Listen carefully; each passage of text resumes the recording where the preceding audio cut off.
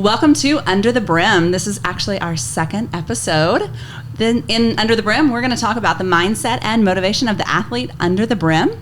We're going to compare rodeo athletes and traditional sport athletes and talk about the preparation, training, competition, and performance that it takes to compete in their sport and find out what does it really take to compete at the collegiate level. I'm Dr. Shanna Moody, a professor of kinesiology.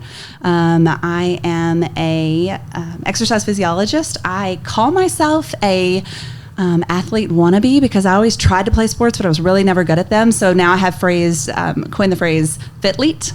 Is kind of how I describe myself now. I'm pretty fit, but I'm not really athletic. And I actually never competed in a rodeo, but by the grace of God, I raised a rodeo cowboy and have had to learn right along with him. And so this podcast has given me the opportunity to really marry those two things together, you know, the way that I grew up and then watching him grow up and just some ideas that I've always been curious about. And so sitting down to talk to you, two athletes that we have here at Sul Ross State University. We have Hanna Martin, who competes in breakaway for the Sul Ross Rodeo team, and we have Alexis Carmosino, who competes for the women's basketball team here at Sul Ross. Welcome, ladies. Hello. Hello. Alexis, right before we went on air, we were talking about your name. You say your name. Carmosino. So I've come to some of the college games, and I love it. We have a really awesome announcer here, and it's so cool when he says your name, because I don't know what it is about your name, but he can just really roll it out. And he's like, Carmosino! And it just sounds so cool going over the loudspeaker. So does it give you like a good energy when you walk in and hear that name? Yeah, sometimes it does. But honestly, like when I'm playing, I really don't even hear it. Okay, well, that was actually going to be my next question. Yeah, during the middle of the game, do you hear it at all? No. Do you hear the coach, the fans, anything? I hear the fans. We have a pretty good fan base. Like when all the teams comes and support us. It's hard to hear the coach sometimes. So she'll speak up. Like she'll yell at us, but she's not really yelling at us. She just has to project a loud voice. You know what I'm saying? During the huddle and stuff. But we do get a good crowd base. Yeah. Yeah. And then Hanna, what about you? Like I know from watching my son and spending a lot of time in the bleachers at rodeos that the announcers are awesome. They have really good information. They try to make it fun. They have really cool voices. And when y'all are backing in the box, they will tell all kinds of information about you, or they'll like make it really intense, telling what you have to do on your run and what's leading and what it's going to take for you to make the lead. So do you hear any of that when you're backing in the box? No, I don't, because I wear AirPods. I wear noise-canceling AirPods, so I Oh, can't you even wear them while you rope? Yeah. Oh, wow. Because my heart rate gets to going 90 miles an hour, and it gets pretty crazy. And I feel like the best way for me to kind of concentrate all of that energy into forward motion and focus is to stick some earphones in and let the beat kind of help settle me down just a little bit and kind of hone in on what I'm trying to do. That is so fascinating. I've never heard anybody talk about wearing headphones while they competed in rodeo before. I used to do it in high school all the time, especially like running barrels and poles mainly, because I could find a song that had a good beat that would help me weave in and out of the poles on time, so that I wouldn't get ahead of my horse or I wouldn't get behind my horse going through them. And so it just helped me stay with my horse a lot better, and we clocked a lot better after I started wearing them. That makes me have so many questions right now, because first of all, I'm worried. I have tiny baby ears, and headphones just do not stay in my ears. So first of all, has it ever fallen out while you're competing? No. Because I would think if it started to fall out or it was loose, that it might distract you in the middle of a run, right? Mm-hmm. But no? No. I've never had that problem, but I always have my hats. I feel like they're kind of extra big, so that when I pull them down, it's like covering like right above my eyebrows, and it goes like all the way down the back of my head. I can't even wear like a little bun on the back, because anytime I look up, it pushes my hat back to the wrong direction. Oh, wow. Okay. So I tuck my ears underneath my hat, so my earphones are pretty snug. And it's not against any rules. Mm-mm. And then the coaches don't get onto you. Nope. No, nobody's ever gotten onto you for it? I'll keep one in, or I'll turn it on to like off of noise canceling mode, transparency mode, and my coach will walk over there and tap me on the leg, and I'll, can I help you? I'm listening to my music, and he gives me like a little thumbs up, and I'm like, yeah, I'm good. He's like, all right, go out there and do your job. Okay. And he normally comes and stands in the corner of the box with me just to be there as moral support, and I'm like, yeah. That's so awesome. Can you imagine, Alexis, can you even fathom like trying to wear headphones during a game? I have the same problem with you. They fall out. I don't know what it is. They always fall out when I'm working out, like always. Yeah, I've decided I have like deformed ears. My left ear for sure, the headphone is falling out, and then my earlobes I think are fat. They're the opposite. They're not little because my earrings won't stay in. So yeah, I'm constantly distracted. I couldn't do it. But so many students wear them to class too, and then I'm a noise person. Like silence freaks me out. So I get wanting to have noise on. So I don't necessarily want to get onto them, but also I'm like, okay, but we have to have class too. So where's the line there? It's kind of crazy. Yeah. Well, I just jumped right into starting to talk about those things because it kind of came up. So let me backtrack a little bit. So Alexis, why don't you introduce yourself better? Tell us, how long you've been at Soros, how long you've been on the team, what your role on the team is, and a little bit about your life with basketball. Okay, so I'm from Phoenix originally. I've been here for 3 years. This is gonna be my 3rd year.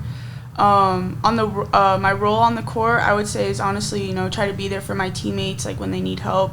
Because we have a lot of younger players this year, so I feel like my role is going to be different than last year. Just helping everyone out, trying to be a good leader, care for my teammates. I feel like that's going to be my role this year, as opposed to last year when we were pretty old last year. We were pretty old, so it's going to be different though. Yeah.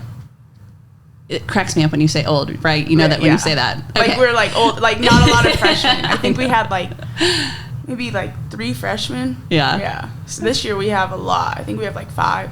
Okay. Yeah. And then do you have a specific position that you play on the court? Honestly, I can really play anything, but I play a shooting forward, I would say. Okay. Yeah. So your specialty is offense more than defense? Yeah. Oh, yeah, for sure. Yeah, for sure. I'm kind of lazy on defense, to be honest. Oh, you're not supposed to say that out loud. What if your coach listens? I know. I'm trying to fix that, though. Okay, maybe we'll edit that part out. Okay. No, you're putting in work. That's what you're saying right now, right? You're putting in the work and the effort in the off season right now. Mm-hmm. Yes, I like it. All right, Hanna, tell us a little bit about yourself. I've been going to Soros for it seems like forever now. This is the start of my 4th year. I am in my first year of my master's program for kinesiology, and I mainly breakaway, goat tie, and team rope. I can head and heel on the team rope inside, but my preference is sometimes heading because you at least get to throw your rope every time versus just having to run down the arena and look pretty. But it's a lot of work. I have 5 horses here, and I tend to the college provides stalls, and as long as we keep them clean, they don't charge us for them, which is extremely, extremely nice. Yeah, very generous. Yeah.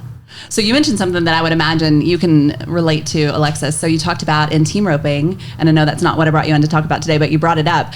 And I think it's fascinating to compare to basketball. So you talked about in team roping, if you are the healer, you ride into the arena, you get all dressed up, you get your horse saddled, you do all the prep work, you have your rope, back into the box, you feel the pressure, all the intensity, and you're healing, and you ride out, and your header misses. You've done all of that for nothing. And I would think on the basketball court, same thing, you've just busted your butt. Maybe you made the shot on the offense, and then you're working really hard to hustle to get back on defense, and right away something happens, and you're or maybe you're heading down for offense and your teammate gets the ball stolen. Mm-hmm. They don't handle the ball correctly. They get it stolen, and you're I just hustled to get down for nothing, right? Mm-hmm. Yeah, that happens, but you just have to have your teammates back and get the ball back, Yeah. So how frustrating is that feeling, to do all that for nothing? Or not, I guess not nothing, right? I mean, but it seems so dramatic, right? Mm-hmm. I just hustled and I put all that effort to get prepared.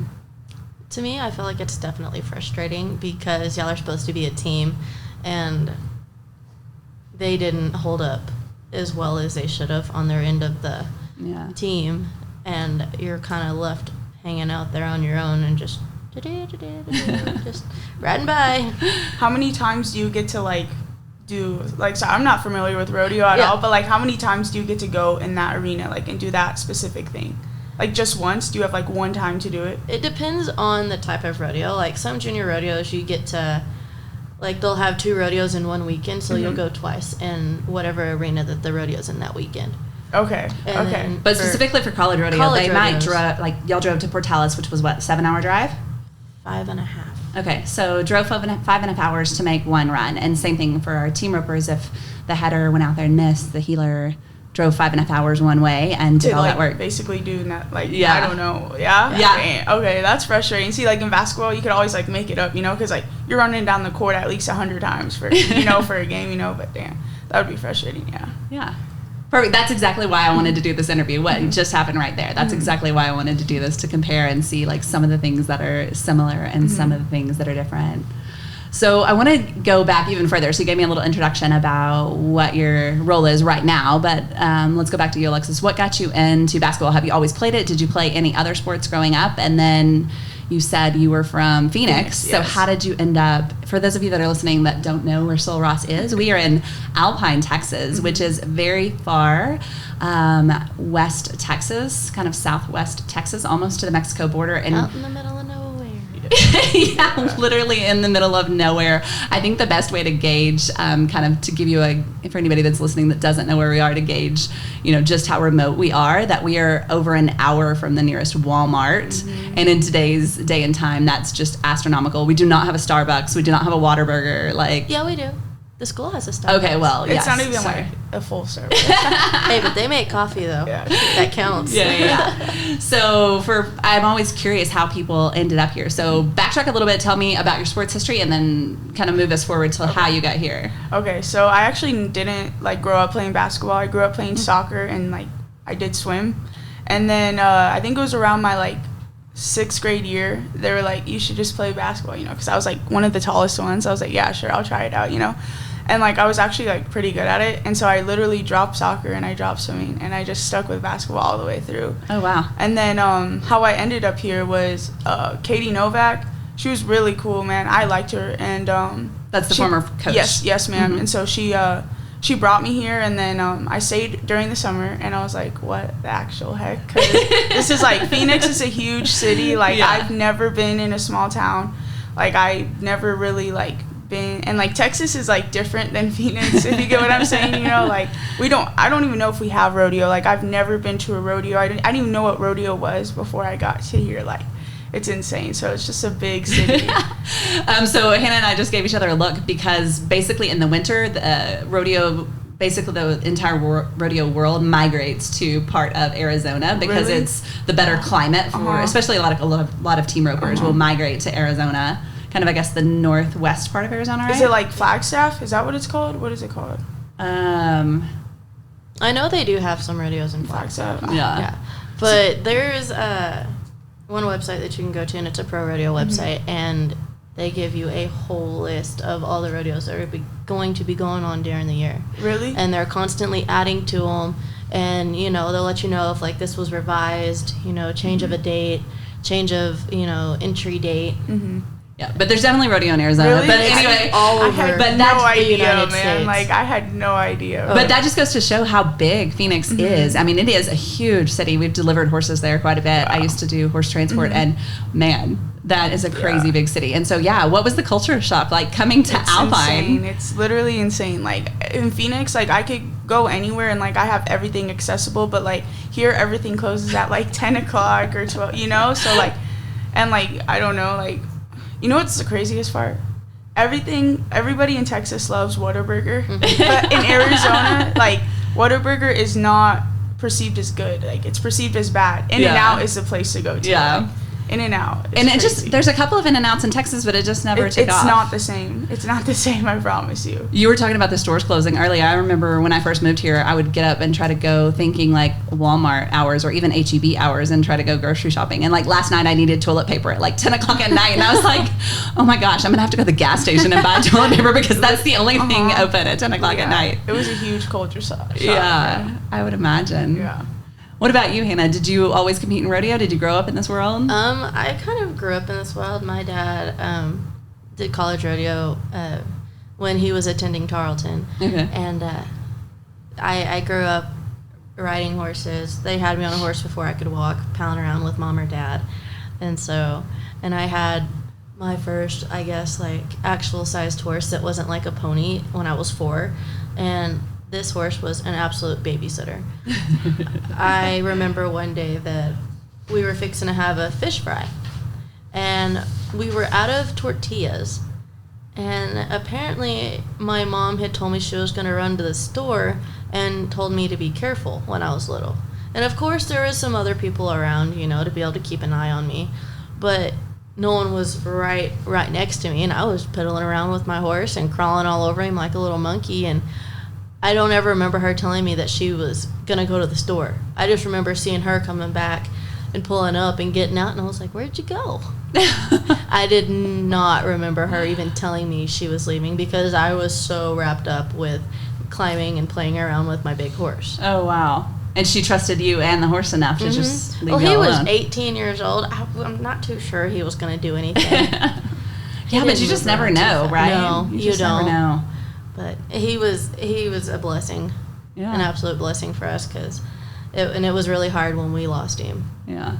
So how old were you when you started competing? By myself or with parents' assistance? Either. When I was really little, and before I was 4, my mom and dad used to get on their horses and what we call pony, another horse along, and they'd take me through the pattern on my little horse.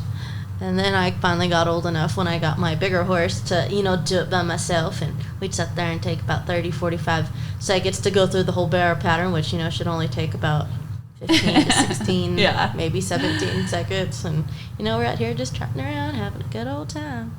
Yeah, so if you're not familiar, I guess what she was talking about is kind of the equivalent of like coach pitch, Little League Baseball or whatever, where the parents would lead you through the patterns before you could guide and, ride the horse by yourself. So I guess it's the rodeo equivalent of coach pitch. Yeah. So then were you always eaten up with competing, or did they have to push you? Was it something they wanted or something you wanted? I would say it was both. I mean, I always wanted to compete. I always thought it was fun. But it never really mattered to me if I won or not. I just wanted to go hang out and have fun and go, make a few runs. And when I finally got into about middle school, when they have all the year-end awards and stuff, and it was hard because, I would try, but I wasn't the best at it. And so whenever you'd get, your first prize gets a saddle and a buckle, second prize gets like a breast collar for your horse, third place gets like a saddle pad or a head stall, and I'm down here 5th, 6th, 7th, maybe not even on the board, just sitting there just crying as a little kid because I wasn't good enough to make it.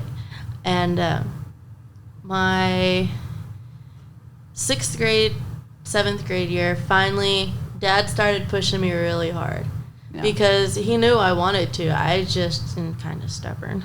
And I need a strong hand guidance. You're stubborn? No. I need a strong guidance hand sometimes. And he pushed, and we butted heads a lot. But in the end, I ended up winning our year-end roping champion for girls roping for the breakaway, and then we have ribbon roping. And I also won our goat tying saddle, and then went on to win our all-around saddle. So I took home 3 saddles and 5 buckles that next year. Okay.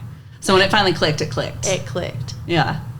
So Alexis, you mentioned that you so let me go back. Hannah, did you play any other sports besides rodeo? Like, did you try some other sports? I didn't really care for sports because it had a lot of running in it. I don't run very well. I look like I don't like a penguin trying to run.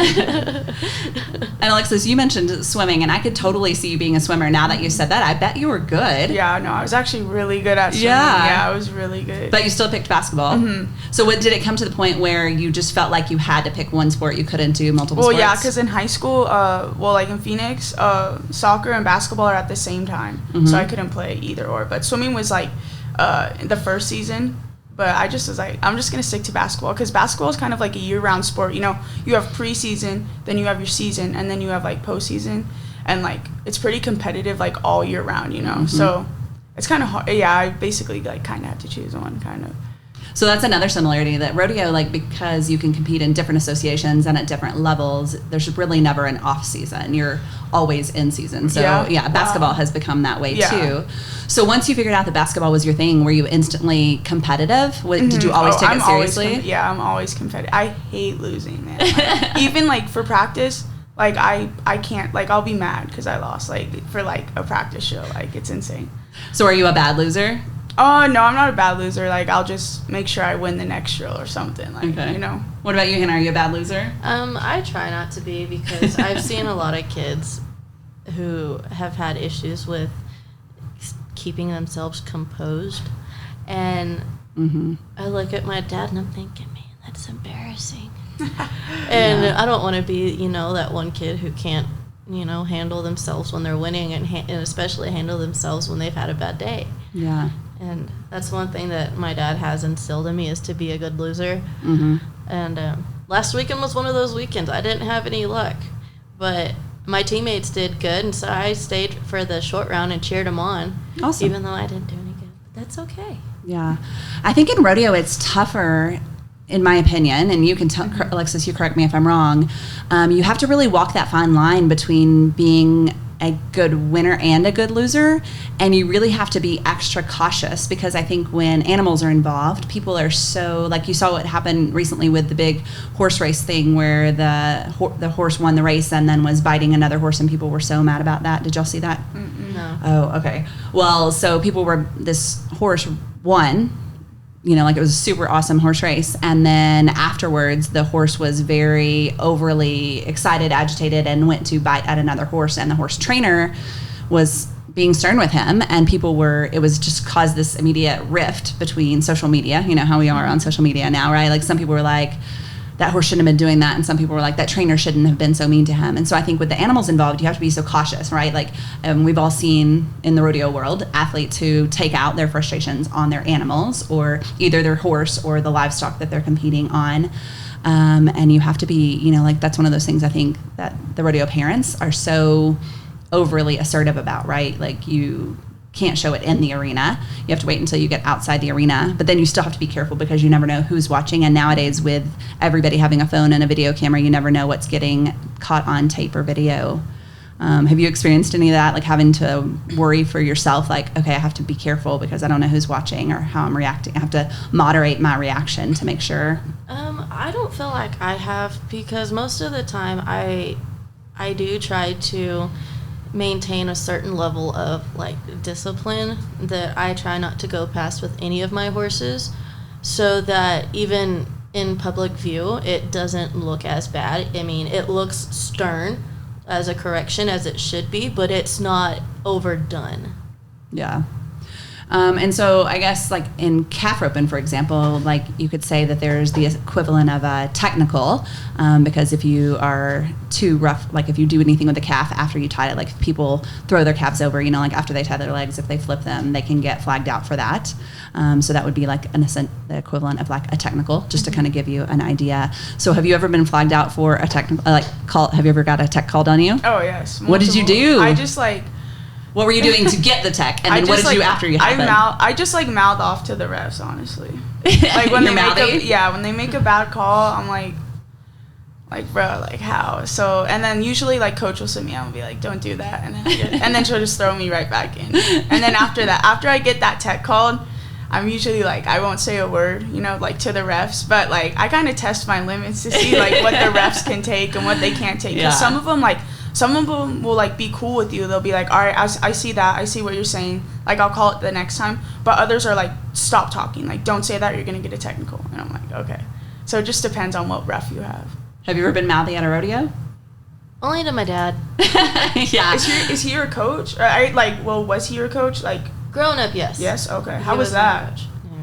I can't even imagine, man. It was great bonding because.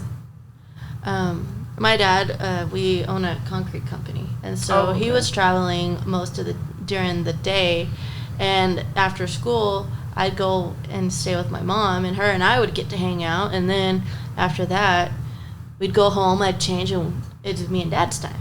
Okay. That sounds cool. But it's always been a little stressful, but if anybody can get me to do anything, it's him. Wow, that's pretty awesome. That's cool. That's cool.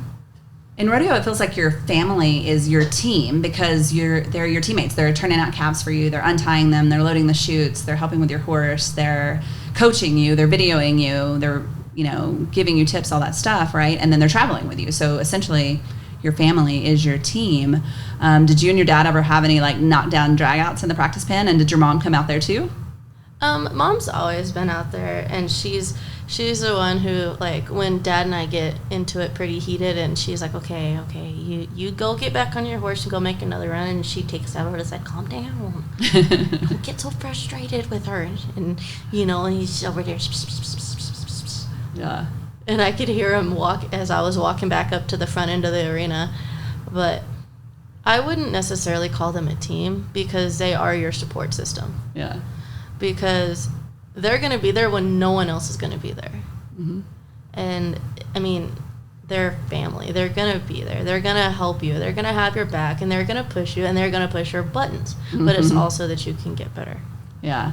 I know it was a fine line in my household. Like, there would be days when my son and his dad would be so aggressive at the arena, like, I just would have to walk away. I'd be like, okay, I'm going to be in the house. Y'all let me know when it's over and it's safe to come back outside. I'm not coming back out if y'all are going to be like this because I can't be part of this.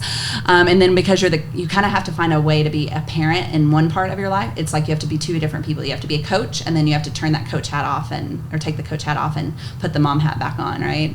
So were your parents, Alexis, very involved in your basketball? Like, did they? Well, like my dad wasn't my coach, but like he knew a lot about basketball, so he would tell me what I was doing good and what I was like doing bad. But like my mom was always just there to support. Like she's not too familiar with basketball, so even if I have like a bad game, she'll be like, "You did so great, honey, keep it up," But like she's always there supporting me, no matter like if I have a bad game or if I have a great game, Yeah. But yeah, my dad will definitely tell me if I did something wrong. Yeah. Did they play sports? Yeah, my dad did. He played high school football, and then my mom ran track. But like, my mom is not athletic, I would say. So they were at all your basketball games, though? Yeah. Were they the loud bleacher parents or no? My dad is the loud bleacher parent, but Yeah. my mom is like super chill. Like, is she like tugging on your dad, like, sit down? no, they sit at opposite ends. Oh, they don't sit together. Yeah, no, she they knows. sit at opposite ends. She knows better. Yeah. That's awesome. Yeah. What about your parents, Hannah? Did they rodeo? My dad did. Okay. My mom did not. She grew up on the racetrack. Okay. My grandpa is a jockey. And So she'd been around horses, just not in the rodeo world as much. Yes. Okay. And I'm not sure that he weighs more than 25 pounds soaking wet. Tiny little grandpa. He's a big old, he's a scrawny man. Don't they have to be, though? Like, the people that ride the horses, right?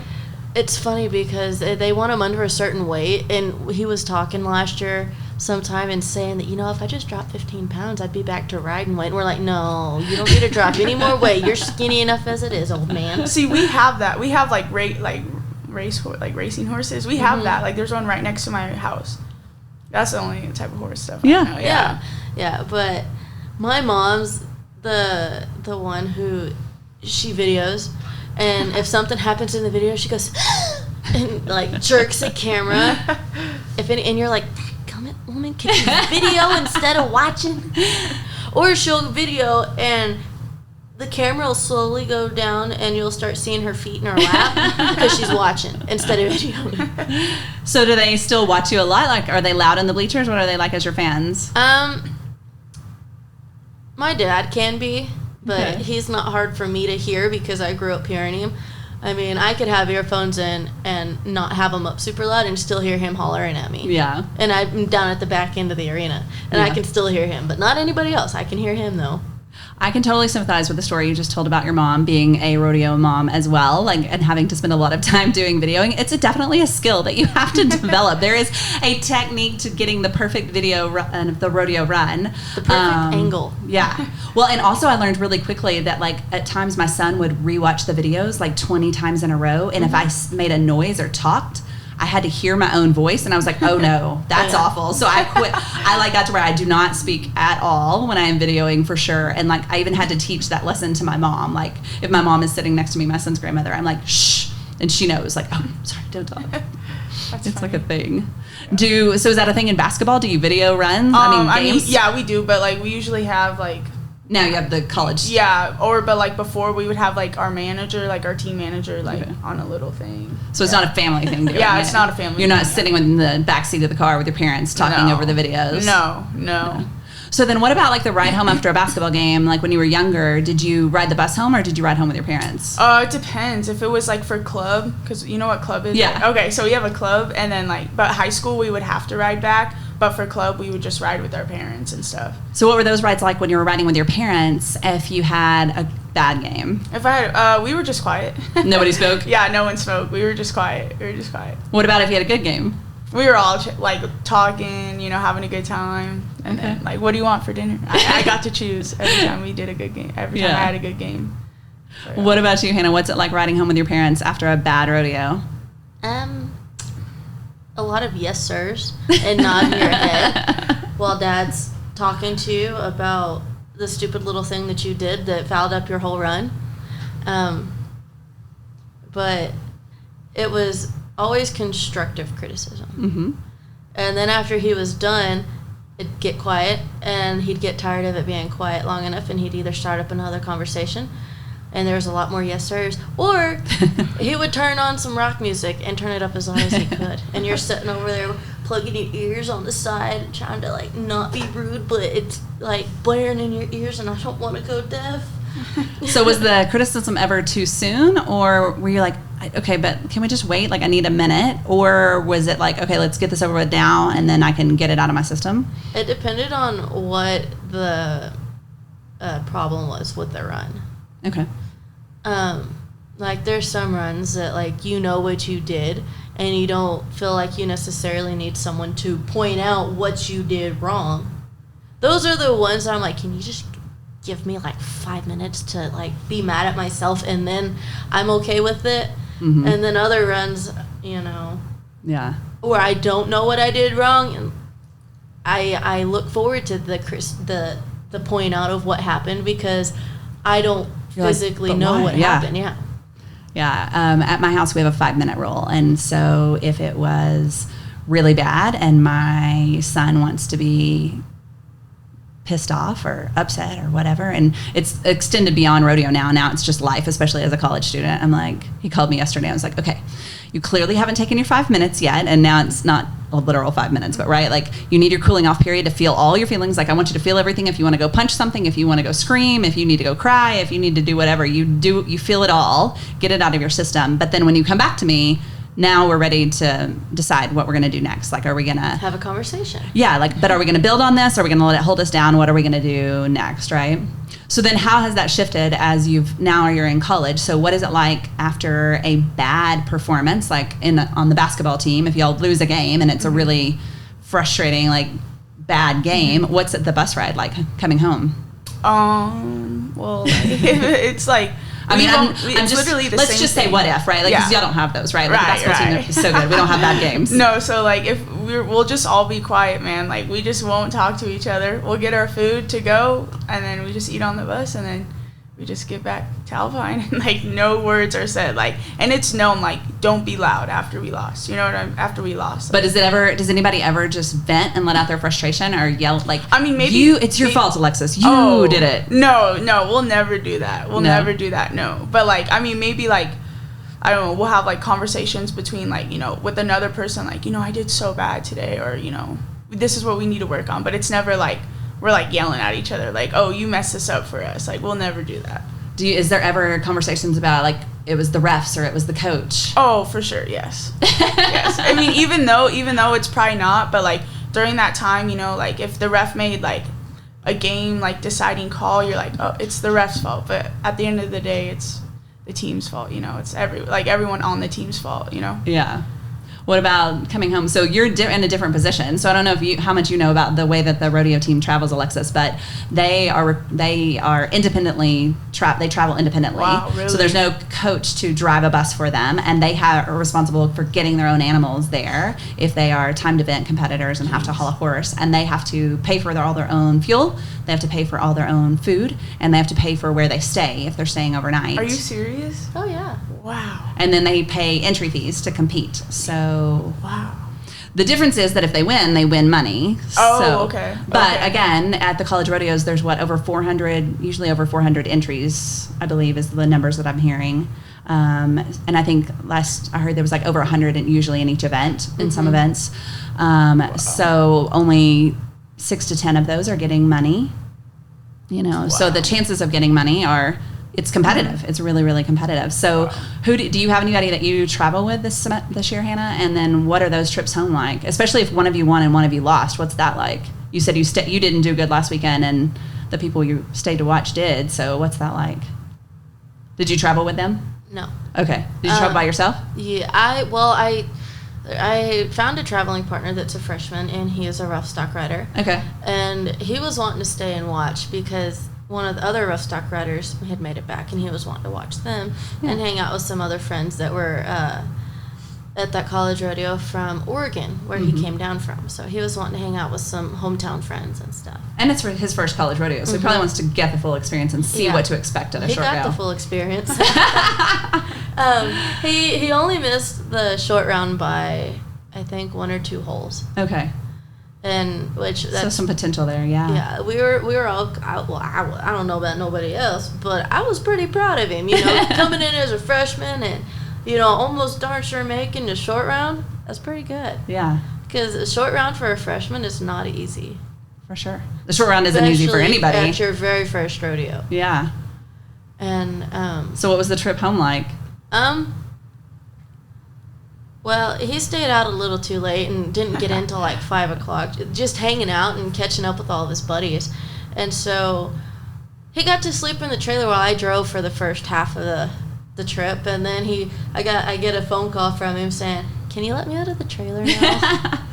So the trailer has a living quarters, kind of like an RV type thing. Okay. So he's not in the thing with the horse. No, it's got. So it has a living thing and then it's got like a mini apartment in it. Oh, okay, that's cool. Like you've got a bed, a couch, a sink, a bathroom. Yeah. Oh, that's cool. And that's where you guys stay instead of paying for hotels. Okay. Some of us do. The nicer trailers do. Some of the other trailers, they have a lot smaller living quarters in them with not a toilet, not a shower. They have a sink in there. And their stock trailer, which is easier for them to haul more horses. I can only haul 3 to 4 horses, depending on how much feed I'm going to need. And what kind of truck do you drive, right? Because I'm assuming that pulls a truck. I drive a 1-ton flatbed truck. I don't even know what that is, honestly. A big truck. A big truck? Wow. Most of them drive dual-wheel trucks. Okay. Wow.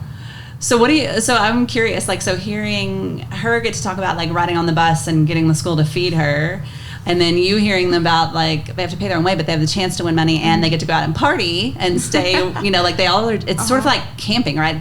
It's almost like going to a music festival is what I would liken it to. You're kind of a carny, right? It's like glorified camping.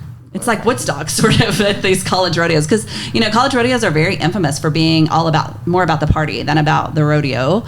Some of them are, yes. Yeah. And actually, one of the reasons I didn't want my son to college rodeo, I was like, it's really about the party. It's less about the rodeo. So is it really necessary?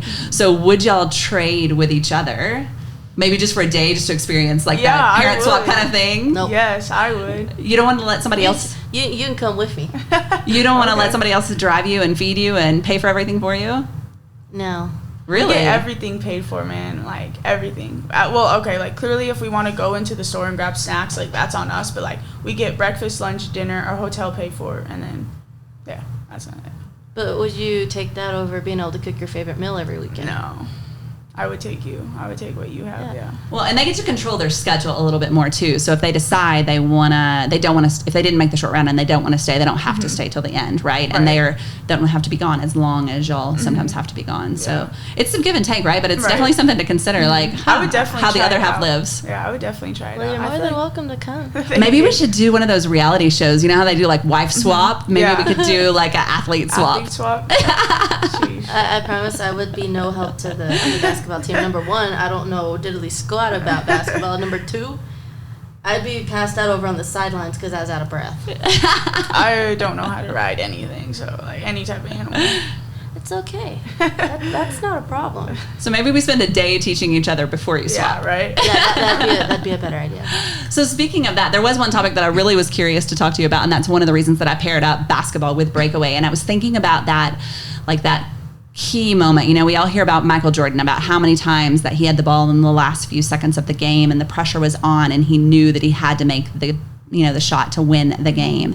And I really thought about that with basketball. Like, and you're a shooter, do you want the ball when it's in your hands? And, with breakaway, it's so fast and there's so much pressure. And especially like going in, if you're backing in the box and you've seen all the girls go in front of you and you know what the times are that you have to beat, it's kind of the same thing as knowing the countdown on the clock at a basketball game in the last few seconds. You know the pressure's on. So I want to hear a little bit about like what's going through your mind in those moments, like the last few seconds, what it's like. Do you want the ball? Are you like craving it? Like, I have to have the ball. I know that I can do this. And then like when you back in the box and like, okay, I've got to go be 1-6 to win, which is smoking fast in a breakaway run. Like, what's that pressure like? Do you want that pressure, or do you want to be the one who sets the pace before everybody else goes? You can go. I have two different cases where I've set the pace and then had to try to beat the pace. Mm-hmm. We were in high school rodeo, and we were at our finals. And one of the girls, Kenna McNeil, she went out there and was a 186. I mean, had a beautiful run. I mean, I didn't think it got much better than that. And some of the guys that I've grown up with were like, hey, what are you going to do? Like, you think you're going to beat that? And I said, I don't know. I'm going to try. I said, I'm going to go out there and do the best that I can do. And if I beat her, then I did. And if not, she just had better luck than I did, because that was a great run. Do you ever approach that situation and think, I'm not going to beat it, I'll just take second place? Or do you always still go in with the mindset that you could beat her? I always go in with the mindset of I could beat that. Oh, I like it. I like it. And then another time we were at the San Antonio Stock Show. Wait. You got to go back. What happened? You didn't tell us. You can't leave us hanging like that. So it became my turn, and I was the second to last girl out. And I went out there and was a 184. Oh, dang. What did the girl after you do? She didn't do any good. Oh, sweet. Because that's the even killer, right? Like, so you beat it, and then you still got to wait one more person to go. You're just sitting there like, oh. Well, that's like you make the shot, and you think you're winning, and they have like 2 seconds. Right. And they get the ball.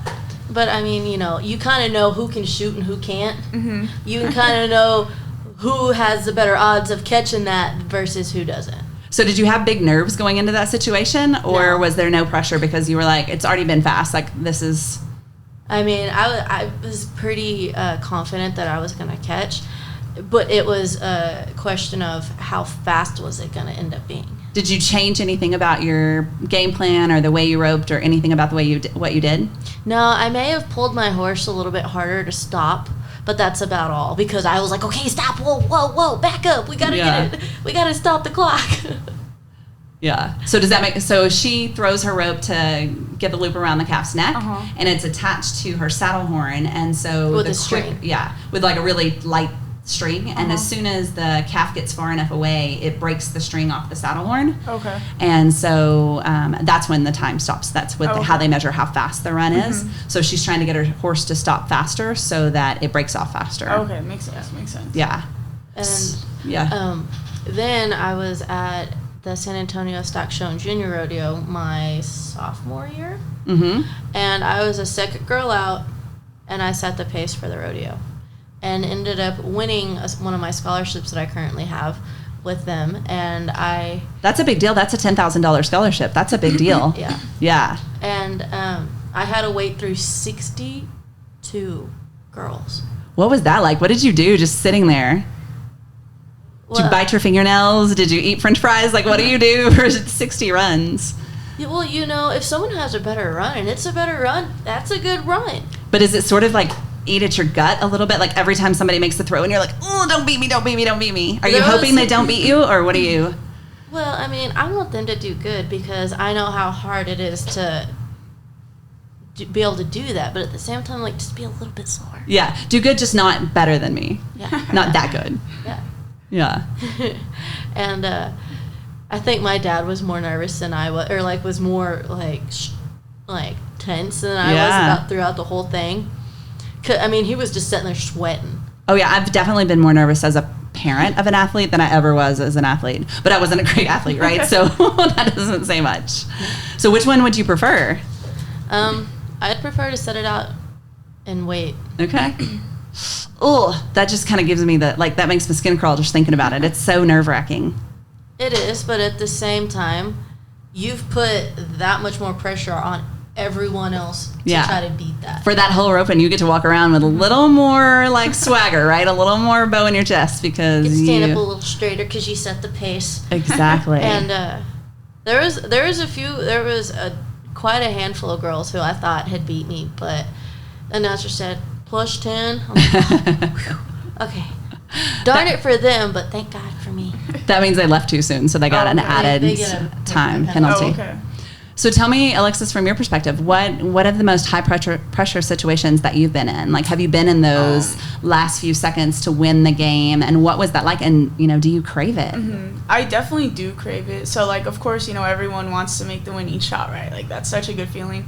But, like, sometimes it's better to, like, so, like, if you have the ball right on the last second, like, everyone pretty much knows, like, you're going to shoot it. But, like, if I see a teammate that's, like, wide open, I feel like I would much rather give it to them sometimes because, like, they're wide open, and as opposed, like, I have 2 or 3 players guarding me, you know what I'm saying? But, of course, like, I want the ball at the last second to make the last second shot. But, like, if I see a teammate wide open and I have 2 or 3 players on me, I'm going to pass the ball because, like, that's a better, like, chance of them making it as opposed to me, like, having, like, 2 or 3 people guarding me. But, so actually last year we were playing the 16th team ranked in the nation for D3, and I made, like, we had like 20 seconds left, and we were tied, and I made a 3, like, with, like, and we have a shot clock. Do you guys know what a shot clock is? So, like, we only can have the ball for 30 seconds, and then if not, like, we get a shot clock violation, and then they get the ball. So there was like 20 seconds left in the time, but we had, like, I think it was like 3 seconds left in our shot clock, and I just, like, shot it. Like, I just shot it, and I switched to 3, and that put us up by 3. And so there was, like, I want to say, like, 18 seconds left in the game, and we were on defense. And Marley, I don't know. Do you know who Marley is? Mm-mm. No? Okay, so Marley, she, like, we were playing really good defense, and she got the steal, and, like, the game was over. And, like, that was the first time we ever beat ETBU. Like, ETBU was, like, super good. Like, they've always been good. They've always gone to the national tournament, always been nationally ranked. And we beat them here, and that was, like, one of the best feelings I've ever had, man. It was such a good feeling. So then what do you do with that feeling? Like, what's your celebration like? I was just so hyped. Like, I was just, like, I went home, and I was still so excited that, like, I couldn't sit down. Like, I just, like, pace, honestly. That's what I do. Like, I pace. Like, we were all so excited. Yeah. Yeah, it was such a good feeling, man. Did you celebrate those 2 big wins that you talked about, Hannah? I did. Yeah. I did. Yeah. We went out to whatever restaurant I chose, and we celebrated and had the buffet. Food is our celebration, right, and picking our meals, like, our parents know how to treat us. My dad he was sitting there patting me on the back. Good job. I'm so proud of you. That's hilarious. It was just, it's such a good feeling. I really enjoyed it. So then does that feeling stay with you long enough to carry over to the next competition? No, not for me. Both of you, no. No. So what do you do to get, okay, so you've come off this big victory, and now is the pressure on, like, you have to do it again? Or, like, what do you do? Like, how do you transition and prep for the next time that you're going to compete? I mean, I feel like, well, it definitely gives us a boost of confidence, but, like, we still have to be working just as hard, if not harder, because everyone's trying to beat us because we just beat them. You know what I'm saying? So I feel like we got to even work harder, for me personally. So do you feel like as a team y'all kind of go into practices that next week with a little more effort? Yes, definitely. Okay. Which is weird, right? Because you think, okay, we won, we should be able to take it easy, but you never do, right? No, we really can't, because, like, teams in our conference are so good. Like, we play in a really, really good conference, like, super good. That's awesome. Yeah. What about you? Like, so you've come off a big win. What do you do to get ready to go again? Like you said, I kind of take a couple of days off to relax and enjoy and let my horses recover from everything that we've been doing, because we've been pushing so hard. Mm-hmm. And, take 3-4 days off and let them relax, and then try to get right back to it and try to keep that same mindset of motivation where you were trying to push to get there. Mm-hmm. Yeah. So at the point of your career, both of you are a couple of years into your college career. What's your motivation now? You've been doing it a while. Maybe you haven't achieved the ultimate success that you want yet. You know that your college time is starting to get closer and closer to the end. So what's your motivation now, and what's your goal for yourself before you end your college athletic careers at least? I want to get a ring. I do. I really do. So conference, right? Yes, conference. Okay. I do want. I really feel like we can beat everyone in conference. Like, we're good. It's just, I don't know. Like, we got to put the tools together. Like, we have all the tools. Like, we just got to put them together. You know. And then a goal for me is just to honestly, like, I just want to be a great teammate. Like, honestly, like, I feel like, you know, sometimes I lack that because, like, I'll say I'm by myself, or I'll just be like with my two best buds on the team. But like, I really want to like be a great teammate and be everyone's like friend, if you will. You know what I'm saying? And lead us there. Yeah. What do you got? You were really thinking about that one. I blanked out on what you had just asked. I was like, so I want to know, like, what are your goals as your collegiate rodeo career is starting to get closer to the end? What do you still have left that you want to achieve, and how do you stay motivated to achieve that? This is actually my last year of collegiate eligibility. Okay. That's a hard word. Yeah. And a lot of the motivation is that this is my last year in college rodeo, and that, you know, I want to make it to the college national finals, and I know I can. It's just I've got to get there. Yeah. And we've been working with a young horse, and he's stepped up a lot last weekend at the college rodeo in Portales, and which gave me a big boost of confidence, especially on him. And I'm just gonna keep pushing and trying to work hard at it. Good. And trying to keep myself motivated. Good. Well, when I was thinking about this podcast and bringing y'all in, again, I was kind of thinking about that Michael Jordan, do you want the ball kind of thing. But I was also thinking, and I kind of told y'all before we started, I remember distinctly, I was not a great athlete, but when I played basketball in high school, there was a nail in the floor of our basketball court right at the free throw line, and I had to line my toe up with it to shoot free throws, and then I had to bounce the ball 3 times, and I had to spin it in my hands before I could shot the free throw. It was kind of my like ritual every time, right? And then watching, you know, my son, he has to coil his rope so many times and swing it so many times and do certain things, and then hearing about all the like superstitions in rodeo of don't put your hat on the bed and you can't wear yellow and things like that, right? So I want to know about like any superstitions that you have or any rituals that you have for competition, like either before or during, or, you know, what are your things? For me, when I was little, there's those little not carabiners, but the ones with the screws on them that you can open and close, or screw open and screw close. I used to have one of those on my belt loop, so that was kind of like my little good luck charm. And as I got older and got more competitive with roping, when I back in the box, I take a deep breath in and let it out, and the calf has to stand there for like 1, 2, 3, and then I'll nod. Okay. And of course the earphones. I can't forget the earphones. Yeah, don't forget. Like, so crazy to me. So crazy. Yeah. A lot of people have told me, they said, we always know when you're fixing to go, you take a big old deep breath in and exhale it. And I'm like, yeah, it kind of like helps everything like just slow way down and kind of go into slow-mo. Yeah, it's surprising how many kids hold their breath and they don't realize it until you're like, hey, breathe. You know, I've been back there enough to be like, hey, don't forget to breathe, kid. Yeah. All right, cool. Okay, so the headphones, take a deep breath. All right. So I have like weird ones. So I can't wait. I can't wait. So like I have to drink coconut water. Okay. And then do you guys know what liquid IV is? Yes. Yeah. Wait, but you actually like coconut water? Yes, like real plain coconut water? Yes, like plain. Not with the pulp though. I don't like the pulp. Okay, that is disgusting. I love cannot. coconut water. Really? Who drinks that? Me. I mean, it's so good for you, but no, it's disgusting. Yeah, that's what I drink. Okay, well, I'm real proud of you, and I wish I could do it too. Thank you. Before every game, so I drink coconut water, I drink a liquid IV, and then I have to have my coffee. Those are like the coffee. Okay, I was like, wait, you're real hydrated. How do you not have to pee in the middle of the game? But then you have the coffee. Yeah. So I bet you do have to pee. You just had 3 things and some caffeine. Yeah. And then, okay, so I do that, but that's like even before I go to the gym. And then I go to the gym, I put everything on, and then like I literally have to go there an hour before we start warm up. So our game's at 2, we have to be on the court by 1, but I get there at 12, and I just shoot for like an hour. I sit on like the bench, I guess. Sometimes I'll talk to the other coach just to see like how he's doing or how she's doing, and then I just shoot for like an hour, and then I'm ready.